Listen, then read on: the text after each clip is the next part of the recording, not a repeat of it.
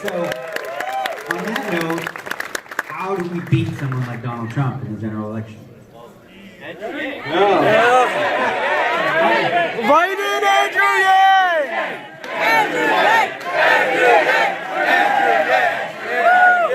Now, I genuinely think I would have beaten Donald Trump.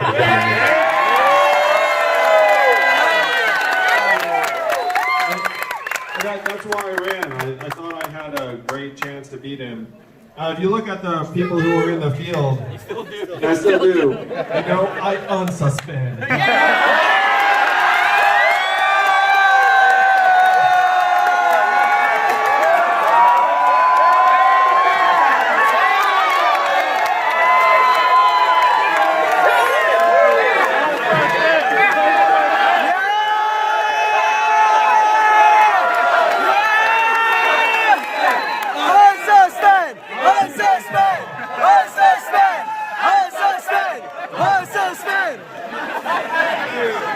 I appreciate that. We'll be back at it. But in terms of beating Donald Trump in the fall, it's so interesting because, like, I know obviously many of the candidates pretty well at this point. They all gave me a call over the last number of hours. I was very popular over the last 48 hours. I gotta say, there are a lot of people blowing up my phone.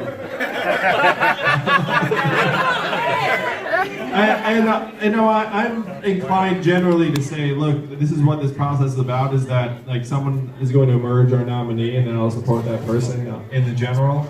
But it is a tough call to see which of the people in the field is going to be able to beat Donald Trump in the fall. I think Trump's going to be very, very formidable. Is going to have significant levels of resources, and many, many Americans who are very bought in. And so it's going to be a tough race in the fall. And I don't think anyone looks at the Democratic field and says this particular person is like 100% slam dunk. So you put out a tweet a few months ago that really got everyone in the poker community super excited about online poker. You said something very logical and practical, and we're all like, yes, this is our guy. The state of online poker now in the U.S. is regulated in Nevada, in New Jersey, Delaware, Pennsylvania, at the state levels. Do you see a possibility for something to be passed at the federal level, or is this something that needs to be just done state by state? I 100% think this should be done at the federal level. I think generally speaking in this country, if you have a state-by-state hodgepodge, it's not helpful for anyone. And this applies to the legalization of marijuana as well. I have to give credit to the folks here in Nevada, where it was someone here in Nevada. You might even be in the room if you're here. Oh, you're here? Nice stuff. Thank you. So I had a town hall here in Las Vegas, and then he came up to me like afterwards, we were doing selfies, and was like, "Hey, you should really talk about a federal legalization of online poker, because right now you've got the state-by-state hodgepodge, and it doesn't really make sense." And so I heard that, and I was like, instinctively, I was like, "Yeah, this guy's right. You were right."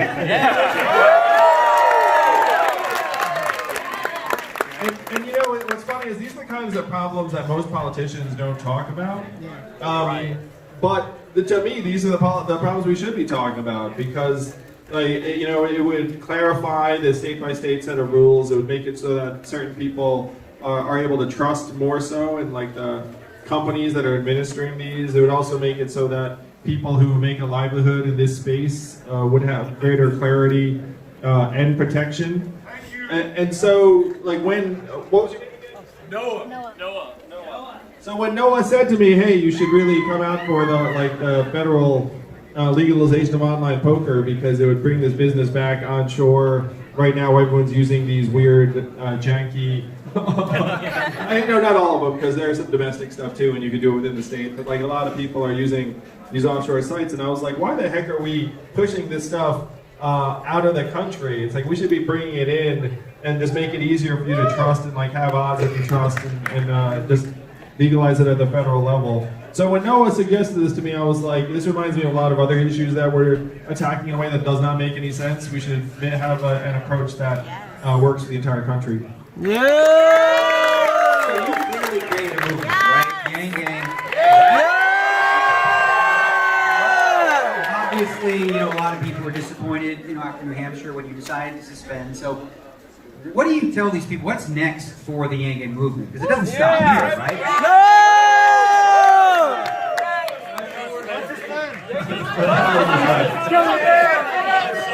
No, yeah, and like that. So you should all know that I fully expected to run until the last dog died. Like I was going to stay in the entire primary season because you know I started out on this journey, and I was like, I don't have a political seat to protect.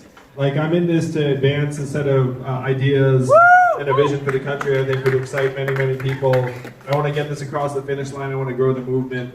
And so for the longest time, I was like, well, of course, like it doesn't really matter what happens in the early states. Like I'm just going to keep on advancing through the calendar. And it was only after some people I like and trust came to me and said, hey, like if you want to maximize the potential of this movement, you're actually better served with like a different timing structure because of a number of factors. They laid them out. And I looked at it and I was like, these guys seem to be talking sense. Like I consider myself a very, very rational, data-driven person. So if someone presents like a very, very data-driven case to me, you know, I look at it and be like, all right. And so we got out. Like who presented that case? There's a bunch of, you know, there's a bunch of people working the team. Some of them are backstage. Some of them we pay for good advice. You know, and so after I was persuaded, I said, you know what? If we drop now. Then we can continue to build a movement in different ways. To your question. And that's the direction we're going to head. So you'll know more in the next number of let's call it.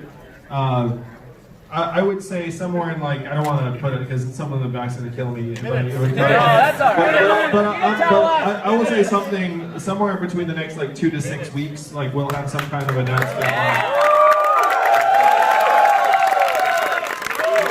And I have to say, there has been such a love fest about me and the campaign after the fact, where when I talk about my phone ringing off the hook, I mean, you know, it's like everyone from Barack Obama called to like. But there are a bunch of news organizations too that now are very excited about the ideas of this campaign, and there is a little bit like, you know, like where the fuck were you like?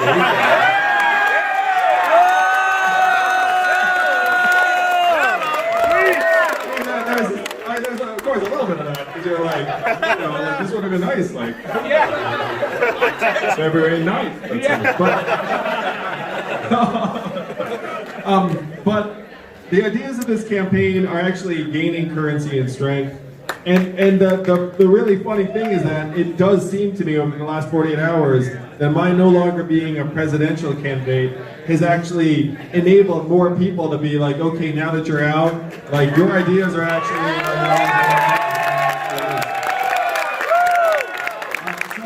So I'm very, very proud of the fact that we ran a campaign that in many ways transcended politics. That there's like a war of ideas that we can still wage and still win outside of the mechanics of a primary race. And I think that's great. You know, like there were some things I was doing on the trail that were very, very helpful if you were running for president, but may or may not be the best way to advance the ideas, the goals, and on a larger scale.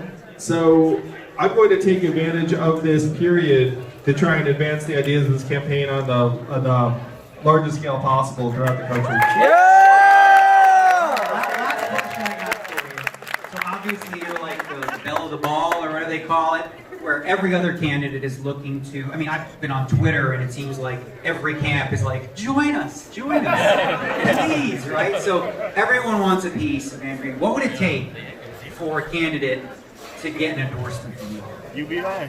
Again, right now I'm inclined to let the democratic process play out, and I will back wherever the nominee is. But I've already come out and said, look, if you stand up and say we should give every American $1,000 a month, and you make the ideas of this campaign very, very important and central to yours, and you do it in like a way that's clear that this is going to be top of your agenda as president. I've already said to the field, like, look, if you come out big for universal basic income, then the odds of my endorsing you would be like very, very high, like in a significant time frame. And that's a very. No, if anyone comes out for universal basic income, then the odds of my endorsing them would be like very, very high in that relative time period. And again, they all have my phone numbers; they know how to get in touch with me. So that would be one very, very big move. Like others, they have been talking to me about, and I think it's safe to say that if we win, like there's a high chance that I'd want to try and take a role in the administration. If it was a high enough impact role, we could start solving some of the problems. I think I said it in the Atlantic, it's like I'm not a dick, so like, so if you want us to do some work, like I'm happy to do work. Secretary of Technology! Yeah, so Vice President and Secretary of Technology are two roles that we really do need to catch our government up on technology policies and like, we're like so far behind. And so I will say the other candidates are calling my team and I trying to get me to see if there might be a way to endorse. And the timing is such that those conversations are hot and heavy now because the field is very much trying to sort itself out over the next 2.5 weeks. And the people here in Nevada will have a very, very big voice in that. So to the extent that you want to make your voice heard, I will also say that Andrew Yang is still on the ballot here in Nevada.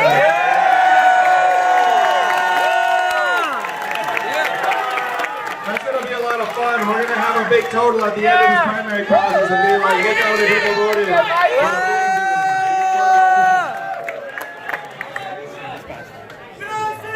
Well, I just want to say on behalf of all the Yang Gangers, thank you so much for making it out here because, obviously, this is a trip you didn't have to take, and I think we all really appreciate it and are excited to see what comes next. I know for me, coming into this election cycle, I really wasn't all that inspired by anyone until you came along, and that's still the case.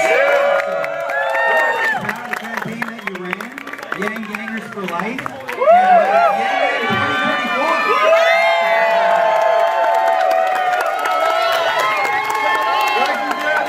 Las Vegas, I love you all. This crowd has come here, been tremendous to me, and we will be back, so get ready. Andrew Yang! Andrew Yang! Andrew Yang! Andrew Yang! Andrew Yang! Andrew Yang! Andrew Yang! Thank you, Las Vegas, you guys are the best. We haven't seen everything yet. Keep an eye out, because the Yang Gangs are going to keep on growing, and we're going to help advance our way of life to make this economy work for our people, our families, our values. Let's make it happen. Thank you all so much. Thank you, Dan.